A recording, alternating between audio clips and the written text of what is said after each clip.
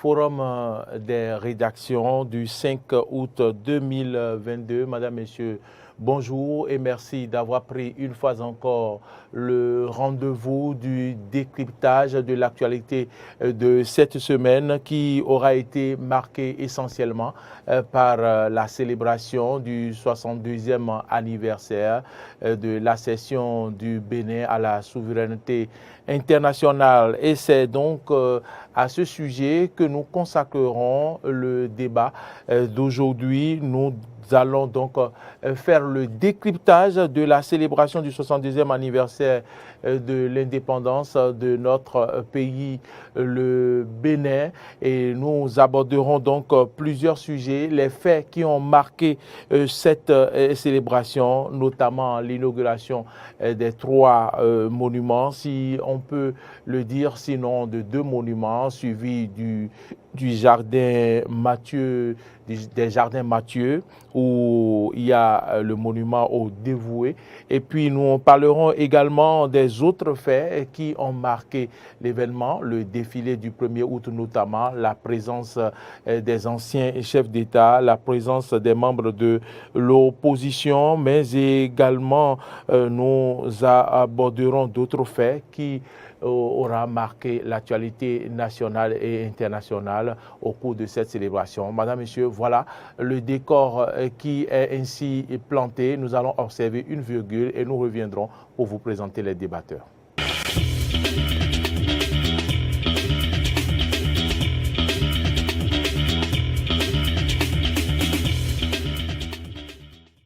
Madame, Messieurs, sur ce plateau, vous avez à ma droite Sergineo Lokossou. Sergineo Lokossou, bonjour. Bonjour Maurice, bonjour à tous. Merci d'avoir accepté notre invitation. Vous êtes journaliste, analyste politique, directeur de publication de Vif d'Afrique. Je confirme. Merci beaucoup une fois encore. C'est bien ça, merci. À ma gauche, Syriac Dekenou. Il est connu, journaliste, analyste politique. Syriac Dekenou, bonjour. Bonjour Moria Gloire, bonjour mesdames et messieurs les téléspectateurs de Eden TV, auditeurs de Diaspora FM. Vous êtes directeur de publication de Émergence Info. Exactement. Nous espérons que le journal se porte bien en ce moment. Tout va bien par la grâce de Dieu. Le décor ainsi planté, Madame, Monsieur, vous savez que la célébration de la fête de l'indépendance de cette année aura été marquée par plusieurs événements, notamment l'inauguration de trois monuments. Il s'agit bien du monument aux dévoués, bien sûr du monument Biogera et aussi du monument Amazon. Chers invités, chers débatteurs, le président a posé un acte fort. Le dépôt de Geb donc s'est déroulé devant le monument aux dévoués. Qu'est-ce que cela vous inspire, Syriac Dekenou? Il faut se réjouir d'abord de la couleur, quand même, disons, prise par la célébration du 62e anniversaire de l'accession de notre pays à la souveraineté internationale. Il faut avouer que la célébration de cette fête de l'indépendance au cours de cette année a été marquée de plusieurs actes symboliques. Et notamment, au milieu de ces actes, nous pouvons quand même citer la construction de ce monument aux dévoués qui vient en quelque sorte restaurer l'histoire politique nationale du Dahomey, actuel Bénin. Parce que ce que l'on ne sait pas et que le président Patrice Talon peut-être a dit, c'est peut-être que le monument aux morts qui était au niveau de Khoulakodi, je crois. Oui, c'est Khoulakodi. Ce monument, en réalité, est un monument qui fut érigé par l'impérialiste français, donc par les colons français. Lorsqu'on était en train d'accéder à l'indépendance pour pouvoir célébrer quand même, disons, les soldats français morts pour la France. Malheureusement, dans l'histoire politique du Bénin, pendant longtemps, cette réalité nous a été cachée. Puisque on nous enseignait, même déjà en classe de CM1, CM2, pour ceux qui ont fait l'ancien programme, on nous enseignait tout ça, même jusqu'à l'université.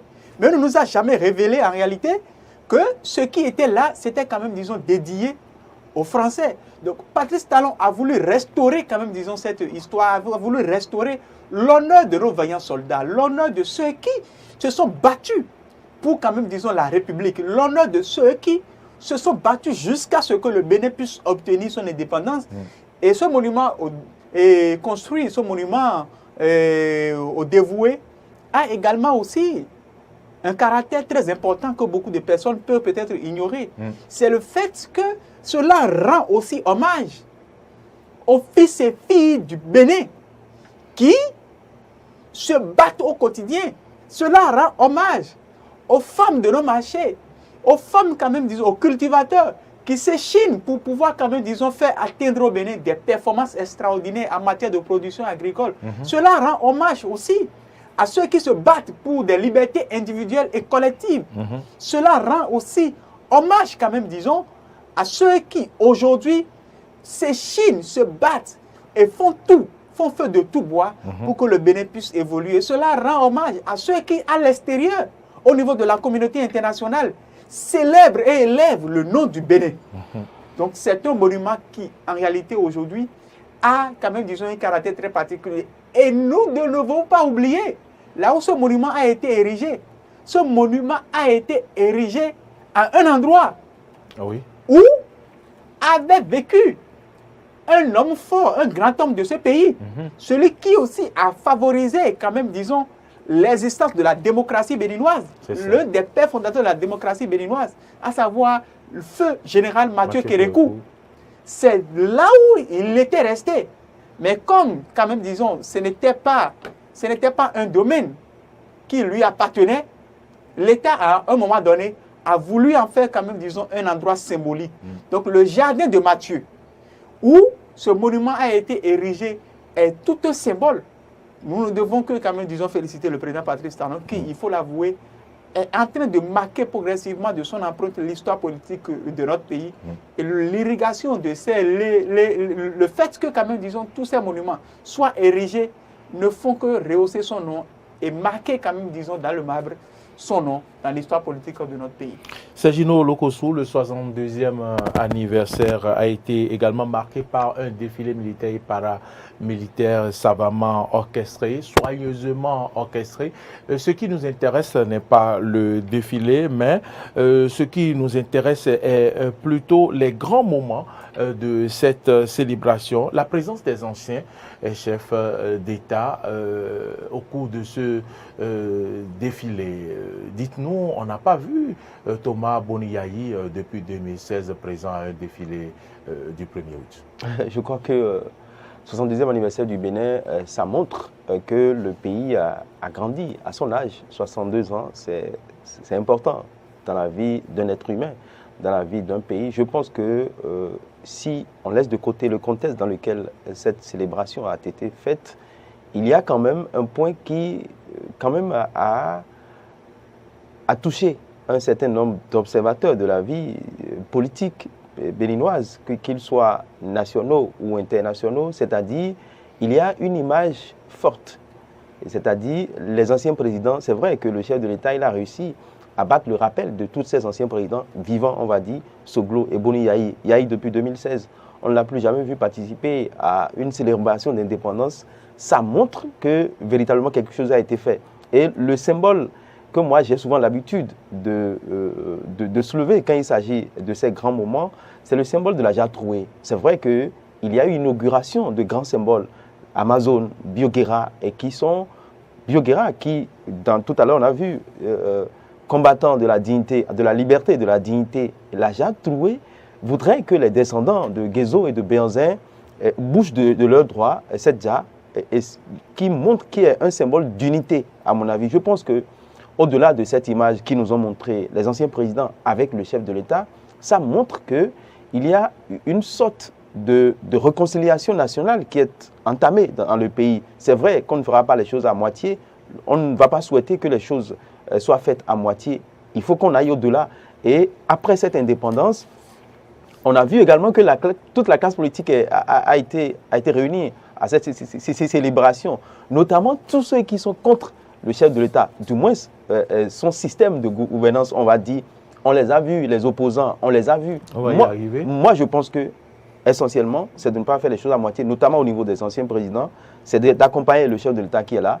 Et l'un des signaux forts qu'on attend, c'est les élections à venir en 2023. Est-ce que, au-delà de ces images qui nous présentent, d'abord c'était au Palais de la Marina qu'on les a vus, maintenant 62e anniversaire, pour montrer que véritablement le génie béninois existe toujours et que le génie béninois peut faire parler de lui à tout moment. Et on l'a eu lors de la 62e, enfin du 62e anniversaire de notre indépendance. On a vu que véritablement les Béninois peuvent s'entendre et on a donné cet exemple-là au Bénin, déjà en 90, avec la conférence nationale qui continue de faire école et qui continue d'être enseignée dans les universités. Je pense qu'au-delà des clivages politiques, au-delà des colorations politiques, il faut quand même placer au niveau l'intérêt de la nation et je crois que les anciens présidents ont compris, le chef de l'État a compris depuis un certain temps, il faut quand même le mentionner. Il est en train de poser des actes forts, des pas de géants pour quand même qu'il y ait réconciliation dans le pays. C'est ce qu'on va souhaiter. Et ça, il va de l'intérêt de notre nation. C'est notre pays qui sera cité en exemple. On dira que c'est sous Patrice Talon que quand même il a eu à battre le rappel des anciens présidents. Ça a été initié dans d'autres pays, ça n'a pas marché. Le Burkina Faso à côté, ça a été initié il y a quelques semaines, mais ça n'a pas marché. Ici au Bénin, il n'y a pas eu de communiqué formel qui nous a montré que le chef d'État a invité les gens, mais on les a vus lors de cette célébration. C'est dit qu'il y a un travail de fourmi qui a été fait, c'est dit que dans les couloirs, quelque chose a été fait, et on les a vus tout souriants. Au-delà de ce sourire, c'est de ne pas faire les choses à moitié, c'est d'aller au-delà, c'est qui est véritablement les paix, que les acteurs politiques puissent s'entendre. Sinon le Bénin va bien, c'est au niveau de la classe politique qu'il y a des quintes de tout, on va dire. S'il dès que nous avons vu également à ce défilé les ténors de l'opposition, nous avons vu le chef de file de l'opposition, M. Rumpé. On a vu non loin de lui un autre chef, un autre président d'un parti de l'opposition, Eric Ndoté. On a vu également notre cher Aditi Houdé à ce défilé. Quand même, c'est des faits qui retiennent l'attention. Qu'en dites-vous? En fait, je crois que ce à quoi nous assistons doit quand même nous démontrer que les acteurs politiques béninois sont en train de mûrir et sont en train d'apprendre. D'apprendre à la fois de leurs erreurs, mais aussi d'apprendre aussi quand même, disons, de tout ce qui a été pour eux quand même expérience politique. Pourquoi je le dis? Parce que pendant tout le temps, la position de l'opposition vis-à-vis du pouvoir de Patrice Talon a été une position vraiment frontale. Et cette position frontale, nous savons le résultat que cela a procuré. Le résultat, ça a été leur non-participation à la toute première élection législative organisée par Patrice Talon en 2019. Et nous avons eu le Parlement composé de BA et de l'UP. Le second résultat, ça a été quoi? Ça a été quand même, disons, l'assignation à résidence forcée de Boni Yayi. Le troisième résultat, ça a été quand même, disons, des affrontements meurtriers et des morts de part et d'autre.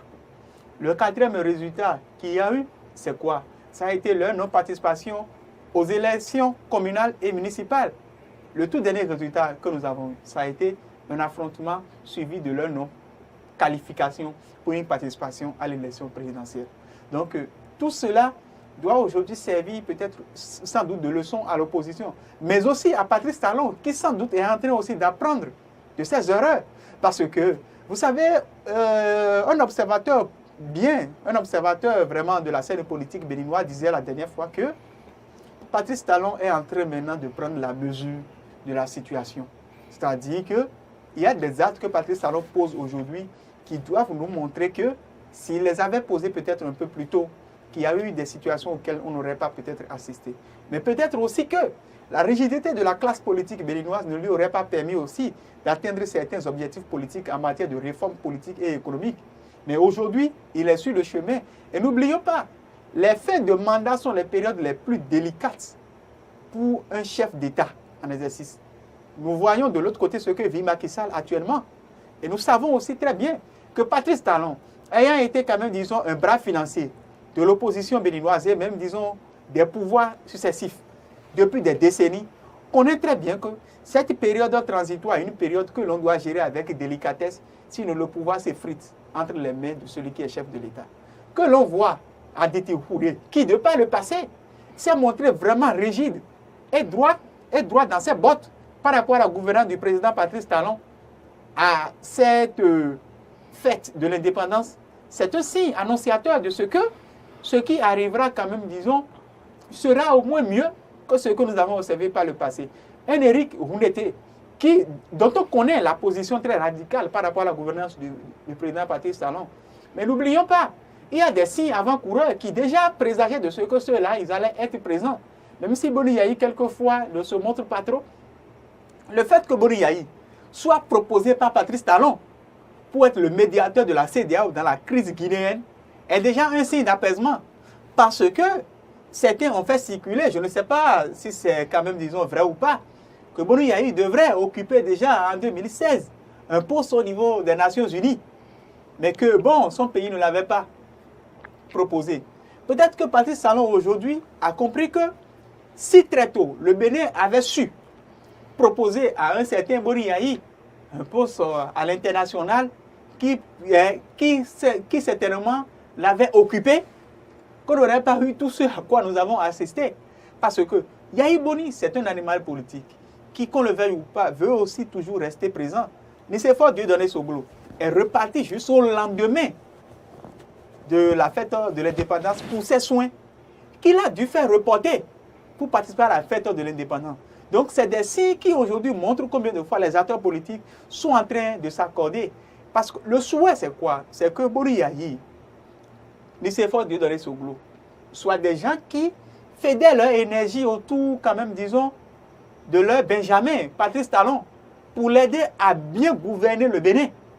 Et que ceux qui aujourd'hui se retrouvent en exil, c'est vrai que bon, le président Patrice Talon, quand même, disons, dans un langage très diplomatique devant Emmanuel Macron, a dit qu'il n'a jamais pris un décret pour mettre quelqu'un en exil.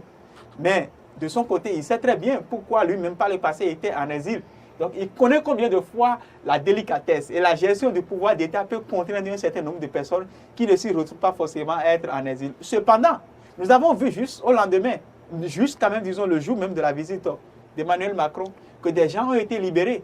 Et c'est des signes qui montrent déjà que ce trio-là essaye d'échanger entre eux et qu'ils essayent un tant soit peu de s'accorder sur un certain nombre de choses. Ce que nous attendons, c'est qu'il y ait également aussi des signes davantage d'apaisement, notamment la libération de Rikiat Madougou, qui est demandée par l'opposition, de Joël Aïvo, qui est demandée par, disons, l'opposition, et que les élections législatives de 2023 qui s'annoncent soient vraiment des élections festives, pour que l'on puisse quand même, disons, retrouver le Bénin d'avant, et qui profite d'ailleurs à nous-mêmes, hommes des médias, puisque c'est au cours de ces élections-là que nous faisons les meilleurs chiffres d'affaires. Mais avouons-le, depuis l'avènement de Patrice Talon au pouvoir, il est difficile aujourd'hui, à la veille d'une élection, quand même, disons, de se faire un meilleur chiffre d'affaires. Donc tout cela va profiter et il y aura quand même, disons, une convivialité pour accompagner les efforts louables déployés par Patrice Talon pour le développement du Bénin.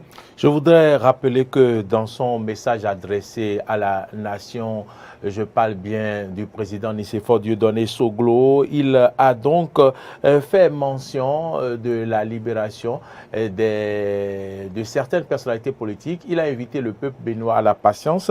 Je vous lis le passage à l'occasion de notre fête nationale. Je pourrais dire que la situation a sensiblement évolué sous réserve de la libération des autres personnalités et acteurs politiques encore en prison, dont les plus emblématiques, le ministre Rikiat Madougou, le professeur Joël Aïvo, le syndicaliste Laurent Métoyon et consorts. Je me réjouis de la libération de certains nombres d'entre eux et leur retour dans leurs familles respectives. Néanmoins, j'exhorte toutes les Béninoises et tous les Béninois à la patience et à la détermination afin que le cœur soit apaisé.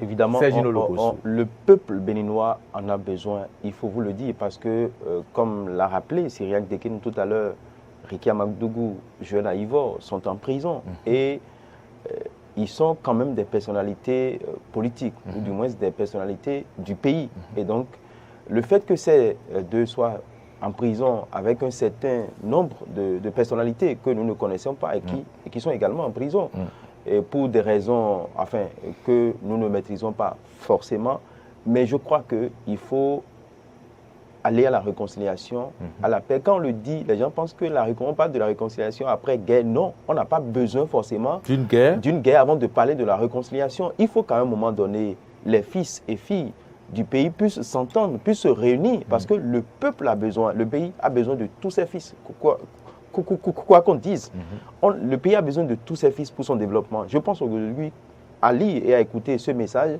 et que le président, enfin, Nicéphore Soglo, est pour la paix, pour que la paix revienne dans le pays, pour que chacun, à son niveau, puisse se sentir à l'aise dans tout ce qui se fait. C'est vrai qu'au niveau infrastructurel, beaucoup de choses sont en train d'être faites. Le pays est en train d'être transformé, il faut le reconnaître. Et quand les étrangers viennent, c'est ce qui frappe.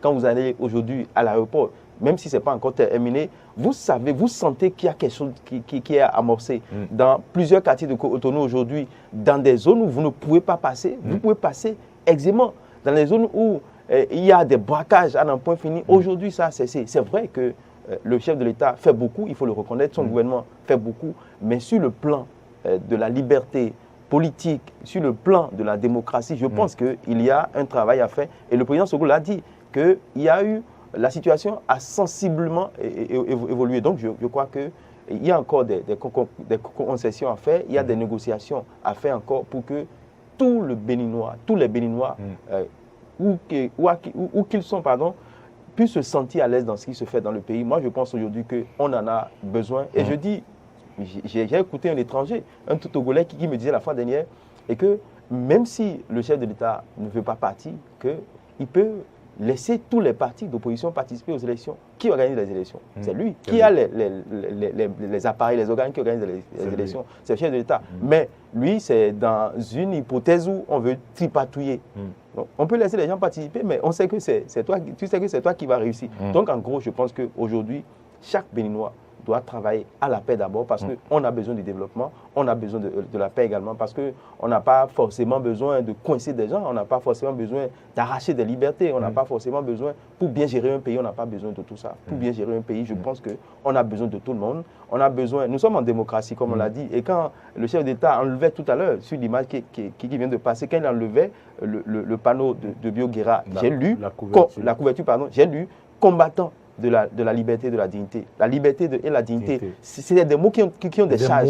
Des mots forts qui ont des charges. Et je pense que le chef de l'État qui a choisi de défendre son pays, qui a choisi d'aller au-devant de la scène pour montrer de quoi il est capable, je pense qu'il connaît les charges qu'il y a dans ces mots-là. Liberté, dignité. Et depuis qu'il est arrivé, depuis un certain temps, moi je comprends qu'il est en train de travailler pour ça. Et donc il doit, ce qu'il a commencé par faire, il doit achever ça. Liberté, dignité, c'est très important. On l'a toujours dit sur cette chaîne, c'est notre mission. Quand le chef de l'État le fait bien avec son gouvernement, on va le dire. Mais quand ça ne va pas, on va le dire également. Nous avons le courage de le dire, de dire au chef de l'État ce qui ne va pas, ce qui peut être corrigé par les ministres et les gouvernements. Et c'est ce que nous faisons, c'est ce que mes invités font ici en félicitant ce qui est bon.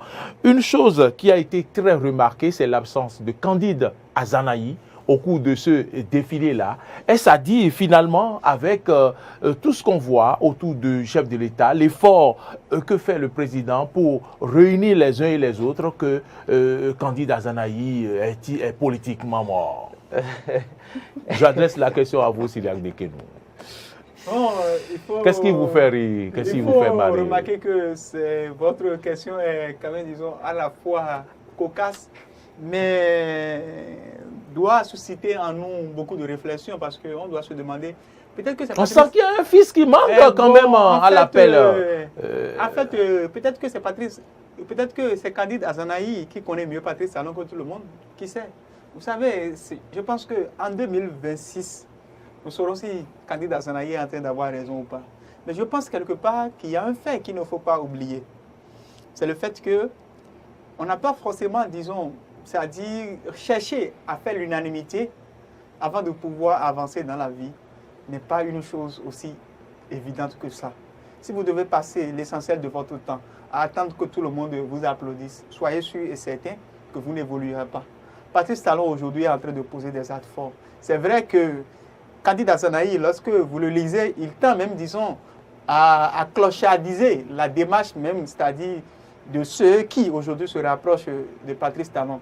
Et c'est l'homme pour qui tout est mauvais tout est mauvais. Vous n'êtes pas sans savoir tout ce qu'il a dit sur cette statue Amazon, sous le regard de cette statue Amazon qui avait son regard fixé sur le défilé et tout ce qu'il a dit sur la statue. Vous vous en souvenez? Bon, n'oubliez pas aussi que c'est un philosophe au-delà de tout. Donc, ce sont des gens qui... Il est devenu philosophe maintenant. Non, en fait, il était, je crois. Il était philosophe. Il était philosophe. Je pensais qu'il était politologue. Non, en fait, il était philosophe, mais bon, peut-être autre chose additionné à ça. Donc, il est en route, puisque philosopher, c'est être en route. Donc, quelqu'un qui, déjà, c'est-à-dire, de pas déjà, quand même, disons, sa profession de base, serait difficile à comprendre, vous voyez. Donc, comprenez-le, puisque c'est quelqu'un qui, au-delà de tout, quand même, disons, est dans son cancon. Ouais, et qui sait là où lui va. Peut-être que c'est vous qui voyez que lui, en fait, n'est pas sur peut-être le bon chemin. On n'a pas dit ça. Mais candidat on a dit qu'il est en route, puisque c'est un philosophe. Mais candidat Zanaï, quand même, disons, est sur son chemin. Il est en train de faire son chemin. Pour lui, rien ne va, tout est mauvais. Ouais, comprenez-le aussi. Et pour lui aussi, il ne faut pas tendre la main à qui que ce soit. Pour lui, peut-être que Patrice Talon pose des mauvais. C'est vrai. C'est vrai qu'en réalité, sa position tend à rejoindre un peu celle des communistes. Parce que, comme vous le savez, aucun communiste ne félicite jamais un chef d'État en exercice. Ça. Donc, candidat Zanaï, qui fut d'ailleurs ministre de la Défense. Délégué. De Patrice Talon. Et qui d'ailleurs fait partie de ceux qui nous ont vendu pour Patrice Talon très cher.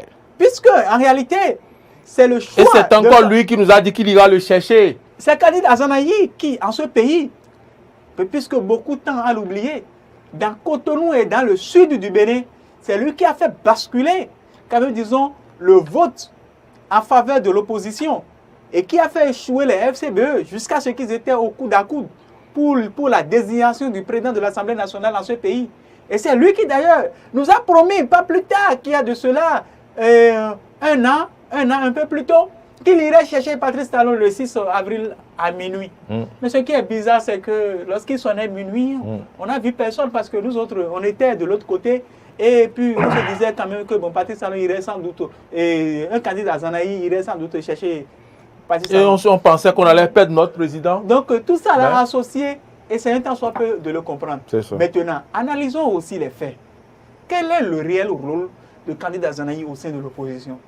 Quel est son rôle? Commencez alors par vous poser cette question. Distraire l'opposition. Parce que je n'ai pas dit ça. J'ai répondu à votre question. Je n'ai pas dit ça. Mais la réalité, elle est la suivante. Vous savez, en 2019, il était le tout premier à demander à l'opposition de boycotter sa participation aux élections législatives. Alors qu'on parlait de résistance. De remettre en cause les textes de loi mises en vigueur. Si et ça. Et c'est peut-être encore lui, puisque certains ont estimé que c'est lui qui peut-être aurait, je ne sais pas, quand même, disons, fait fuiter un certain nombre d'informations. Est-ce que c'est vrai? Est-ce que c'est faux?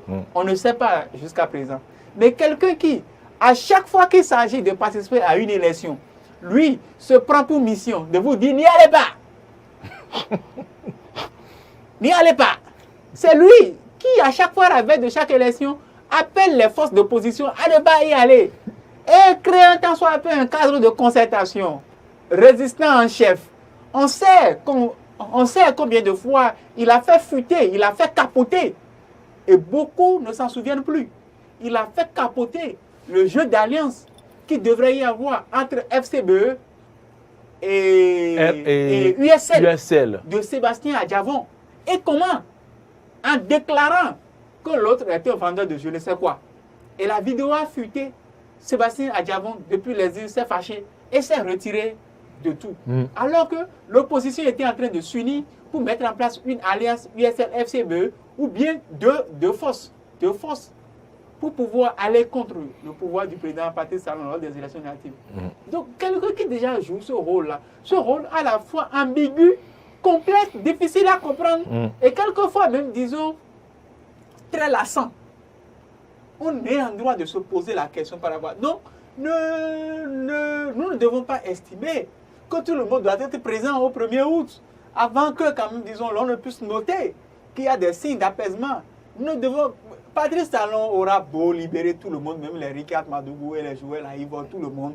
Patrice Talon aura même permis qu'à ce que l'opposition participe aux élections législatives, que Kani Zanaï continuera de jouer son rôle. Donc l'on doit savoir à partir d'aujourd'hui qu'il est en mission pour quelqu'un. D'accord. Peut-être que celui pour qui il est en fait en mission se trouve dans le camp de l'opposition, ou peut-être que celui pour qui il est en fait en mission se trouve là-bas. Dans le camp de la mouvance. Je ne sais pas.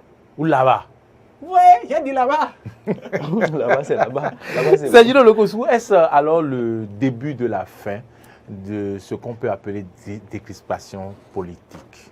Donc je pense que ces signaux nous montrent, à moins que nous soyons en erreur, qu'il y a quand même quelque chose qui est en train d'être amorcé.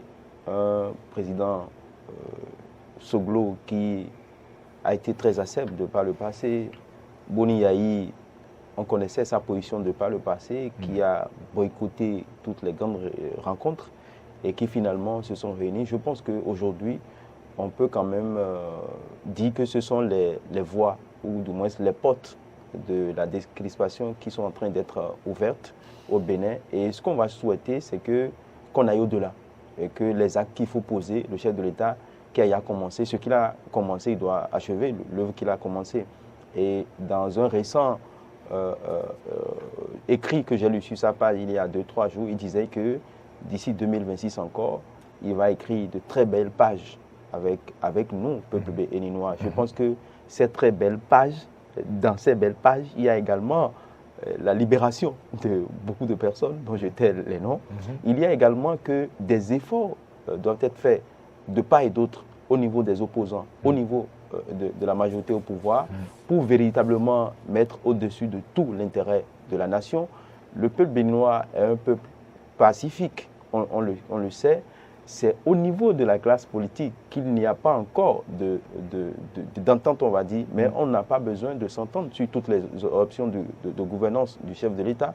Mais ce qui a lieu de faire, c'est que les libertés individuelles et collectives reconnues par les lois du pays soient respectées et que chaque institution de la République puisse jouer son rôle, chaque acteur, chaque citoyen puisse véritablement jouer son rôle et que nous puissions comprendre et savoir que le chef de l'État, quoi qu'on dise, même s'il est ton jeune frère, même s'il est ton grand frère, il est une institution et qu'on doit respecter cette institution. Je pense que ça y va de l'intérêt de notre nation et je pense également que l'acte fort qu'on attend du chef de l'État, c'est janvier 2023. Est-ce que les partis d'opposition vont participer à ces élections? Parce que c'est vrai qu'il est en train de poser des pas significatifs, il faut le dire, mais l'autre pas significatif, c'est bien ça. Également la participation des partis d'opposition à ces élections, comme l'a souligné tout à l'heure Syriac, que le Bénin puisse revivre, que le Bénin d'antan puisse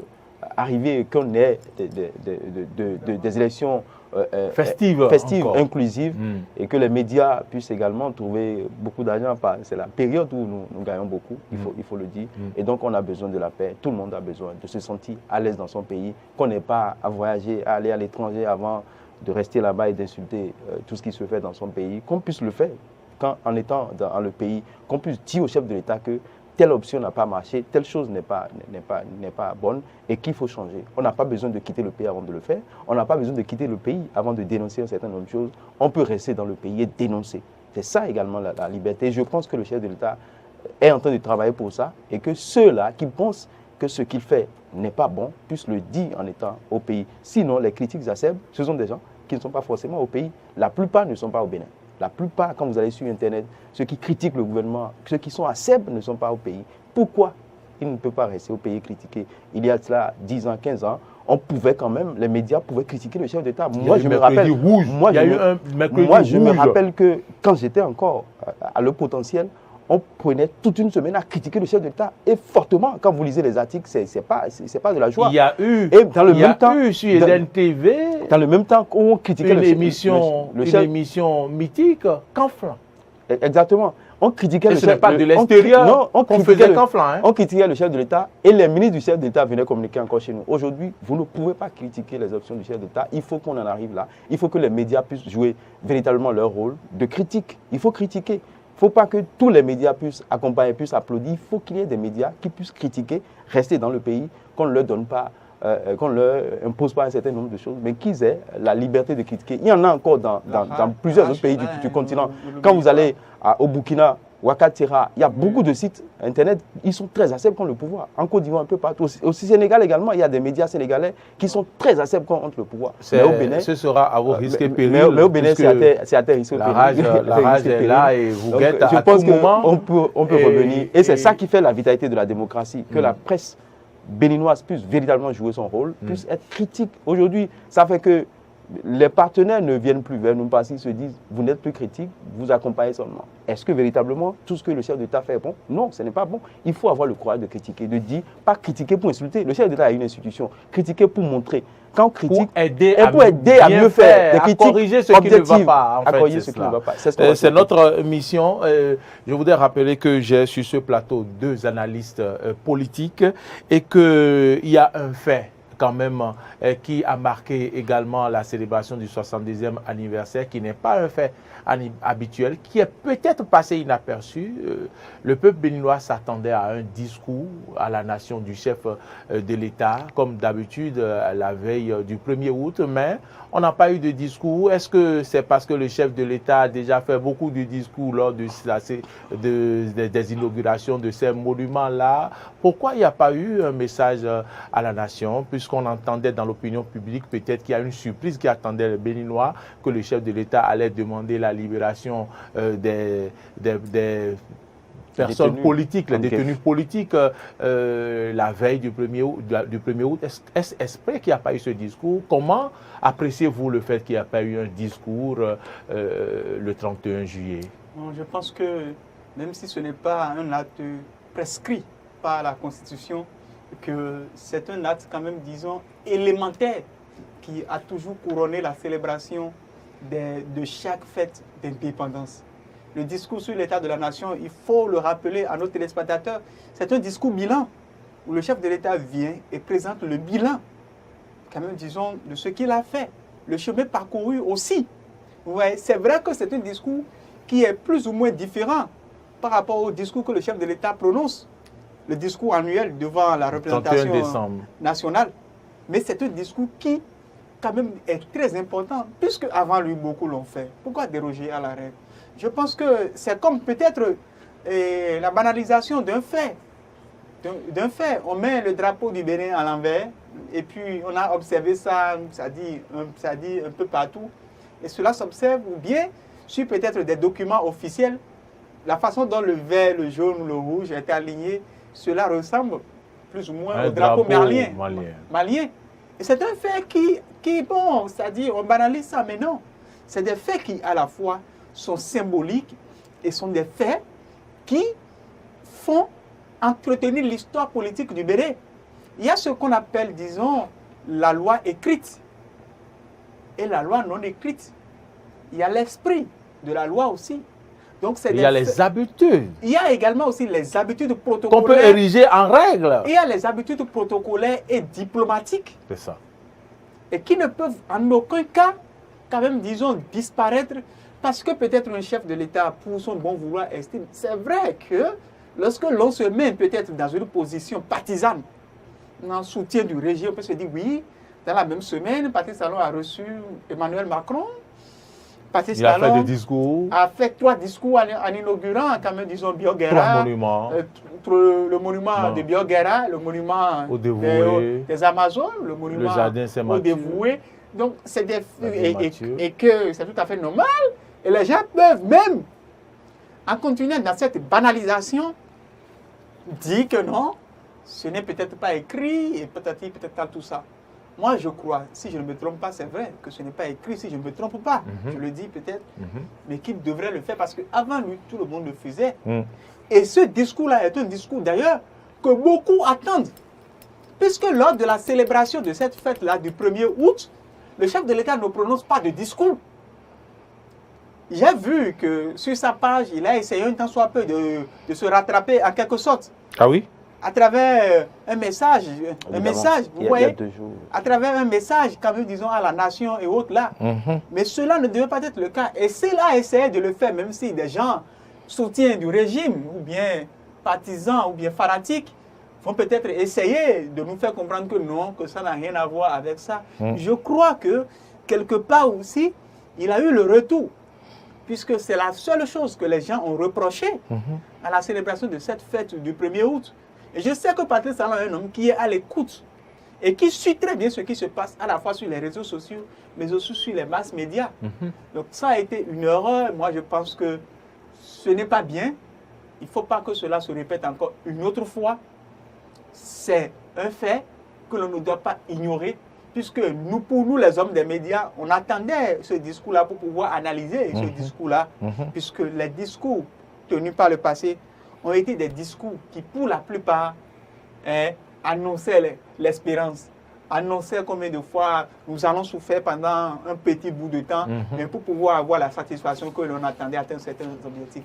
Et pour cette fois-ci, on s'attendait maintenant à ce qu'il y a quand même, disons, c'est une fois qu'il y a eu cette union, qu'ils puissent quand même, disons, faire des annonces qui pourraient aussi nous prédire ce qui se passera en 2023 pour les élections législatives. Ce discours sur l'état de la nation que Patrice Talon a manqué, vraiment, je pense que nous a fait cacher beaucoup de choses. On aurait eu beaucoup de réponses. On aurait eu quand même, disons, au moins des signes avant-coureurs. Ou du moins, il nous aurait permis de nous poser des questions. Il nous aurait donné des indices par rapport à ce qui se passera en 2023. Donc, je pense que c'est une tâche d'huile qu'il faudra essayer un temps soit peu de laver. C'est pas trop tard. Pour que cela ne se répète plus une autre fois. C'est pas trop tard si l'on sait que Macron peut choisir une occasion et faire un discours. Nous pensons que le chef de l'État peut décider, par exemple, d'ici la fin de la semaine prochaine, de nous faire un discours. On peut reprocher au chef de l'État de ne pas faire de discours, mais fondamentalement, ça n'est pas le discours qui compte. Ce sont les grands actes. Les grands actes, ce sont les grands pas qu'il faut poser qui comptent pour nous. Je pense aujourd'hui que nous avons besoin de beaucoup de choses. Et après ces 62e anniversaire de notre indépendance, il faut quand même que le développement soit amorcé. Il faut quand même que dans chaque secteur d'activité, qu'il y ait de réformes, qu'il y ait de nettoyage, on va le dire. Au-delà des discours, on a besoin des actions fortes. Et le chef de l'État a compris. Moi, je me dis que c'est peut-être dans cette logique qu'il a décidé de ne pas faire de discours. Il en a fait par le passé.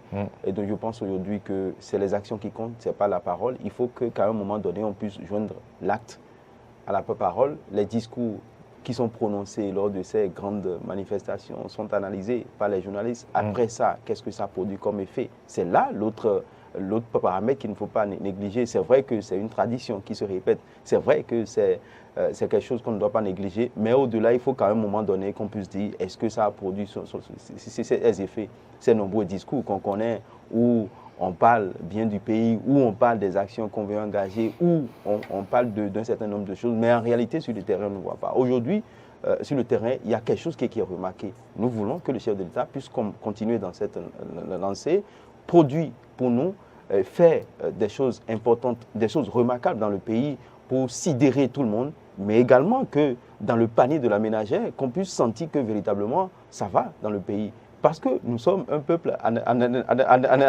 analphabète. Notre seule façon de savoir si ça ne va pas ou ça va, c'est le panier de la ménagère. Est-ce que nous arrivons à manger 3 fois par jour?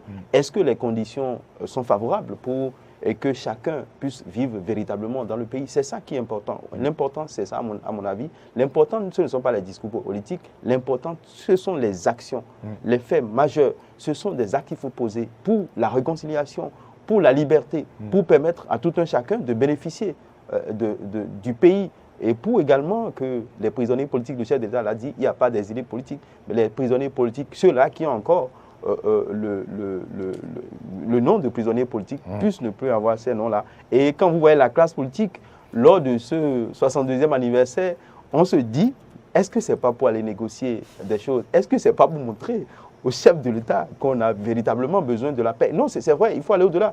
Parce que quand vous prenez les acteurs, chacun a des problèmes. Quand vous prenez le président Nicéphore Soglo, Boni Yahi, Aditi Roudé a ses compagnons en prison. Ce que vous ne savez pas. Moi, je connais Aditi Roudé. Dans son parti, il y a des partisans de Aditi Roudé qui sont en prison. Et donc, je pense que chacun Chacun veut la paix. Chacun veut la paix. Chacun pose des actes de paix. Chacun pose des actes de paix. Donc je pense que... Oui, qui vont dans leur sens. C'est ce que nous voulons. Mais qui profitent au pays. Qui profitent au pays, exactement. Donc on a besoin du développement, on a besoin de la paix. Le chef d'État a compris. Je pense aujourd'hui, c'est une autre version affinée et raffinée, on va dire, de Patrice Talon que nous sommes en train de voir. La version, elle est raffinée, on va dire. Parce qu'il y a quelques années, le chef d'État, lui, il se foutait pas mal de ce que les gens peuvent venir à cette célébration. Lui, il était droit dans ses bottes, mais aujourd'hui, il a compris qu'il faut quand même allumer le feu vert, enfin le feu rouge, s'arrêter pour s'entourer de tous ses fils et de tous ses fils du pays. Ces fils qui ont quand même des idées à faire valoir. Les anciens présidents, quoi qu'on dise, ils ont une expérience qu'ils peuvent mettre au profit du chef de l'État. La classe politique, le chef de l'État a besoin de la classe politique pour pouvoir mieux fonctionner. Je pense, c'est mon avis sur la question. On va commencer par tirer les conclusions de cette émission. S'il y a que des canons, peut-on dire aujourd'hui que le 62e anniversaire de l'indépendance du Bénin a été célébré sous le signe de l'unité? Je pense que oui, qu'on peut dire que cette 62e anniversaire de notre indépendance a été célébré sous des signes de l'unité et que chacun des acteurs politiques, en premier Patrice Talon, qu'ils sont en ce qui les concerne, qu'ils sont tous en ce qui les concerne en train d'apprendre de leurs erreurs du passé. Patrice Talon est en train d'apprendre aujourd'hui de cet tâtonnement de début de mandat. Et aussi, quand même, disons, de son, je le dirais, c'est vrai que ça ne se dit pas de son tout-puissantisme, je le dirais comme ça. Vous voyez, parce qu'en fait, c'est que... Il a le pouvoir, il les c'est quelqu'un qui, en fait, vous savez, en réalité, en fait... Puissantisme. Puissantisme, je ne sais quoi.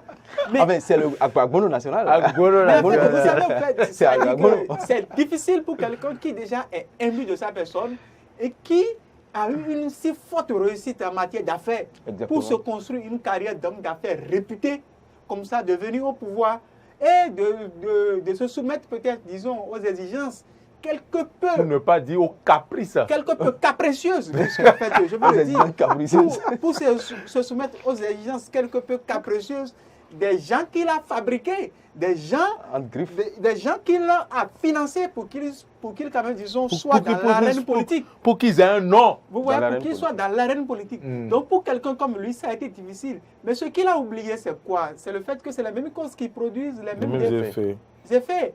Aujourd'hui, que vous le voulez ou pas, en fait, vous ne récolterez que le fruit de ce que vous avez semé. Et ce que lui a semé, c'est d'avoir fabriqué ceux-là, la majeure partie d'entre eux. Et aujourd'hui, à son tour, puisque Boni Yahi le disait, le manteau de président, c'est comme un boubou blanc. Si vous le cachez, demain, lorsque vous-même vous allez porter ça, ce sera sale. C'est pour dire quoi aujourd'hui? Il a eu tellement de difficultés parce que ça soit d'abord sur le plan national, regardez toutes les difficultés qu'il a eues. Et n'oublions pas, Patrice Talon aujourd'hui a train d'apprendre parce que les pressions à l'international sont telles que... Et il a reconnu d'ailleurs, lors de son interview avec Emmanuel Macron, il a dit, en fait, il savait que notre image semble quelque peu être écorchée à cause des questions de droits de l'homme. Ça dit, il a rappelé, et c'est vrai aujourd'hui. Donc ces pressions à l'international, le fait qu'il ait du mal à être intégré au milieu de ces pairs de la sous-région, regardez tout le temps que ça a pris à Patrice Talon avant qu'il ne commence vraiment à participer aux réunions sous-régionales, à des réunions sous-régionales et autres. Tout ça parce que beaucoup n'étaient pas en odeur de sainteté avec lui à cause, quand même, disons, de ses positions anti-griffes, un peu, quand même, disons, antidémocratiques et autres. Et nous avons dégringolé dans plusieurs classements. Moi, j'ai travaillé sous un ministre pour finir, qui avait de la peine à chaque fois que le classement du RSF sortait. Il mettait la main sur lui, mais qu'est-ce qu'on va encore tirer dans les médias?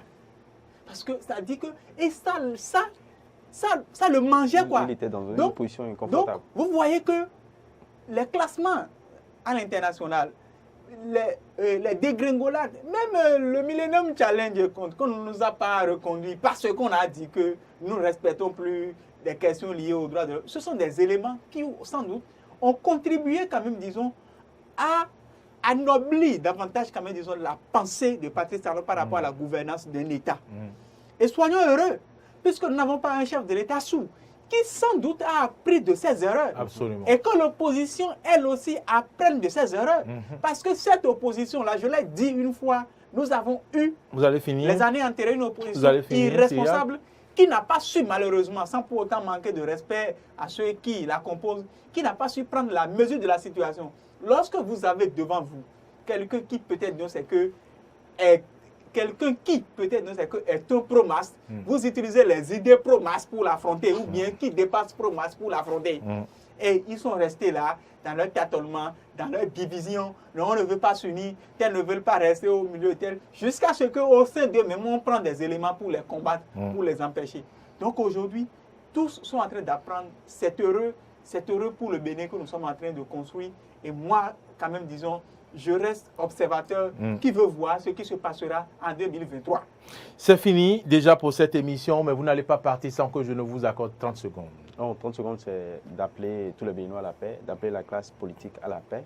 Et qu'au-delà, dans un pays, c'est pas forcément la démocratie a besoin de vivre. Et pour que la démocratie puisse vivre, c'est de favoriser les conditions aux Béninois. Ce que le chef d'État a commencé, on va l'appeler, on va l'inviter à poursuivre ce qu'il a commencé, pas pour primer les gens, mais pour que tout le monde puisse bien se sentir. C'est ce qu'on va souhaiter. Nous retenons donc de cette émission que nous sommes en train d'avoir une autre version de notre président, une version raffinée du président Patrice Talon. C'est ce que je retiens. Donc que cela apporte du bonheur aux Béninois et que les choses changent, qu'on aille à l'unité véritablement et que les élections se fassent de façon inclusive et que ce soit des élections festives. C'est le souhait des débatteurs sur ce plateau. Tant qu'il reste à faire, rien n'est fait. On va travailler davantage pour l'évolution, le développement du Bénin. J'ai reçu pour vous sur ce numéro consacré essentiellement au décryptage de la célébration du 72e anniversaire de l'accession du Bénin à la souveraineté internationale. Il était à ma gauche, Cyriaque Dekenou. Merci d'être venu sur ce plateau. C'est moi. Merci aux téléspectateurs qui nous ont suivis.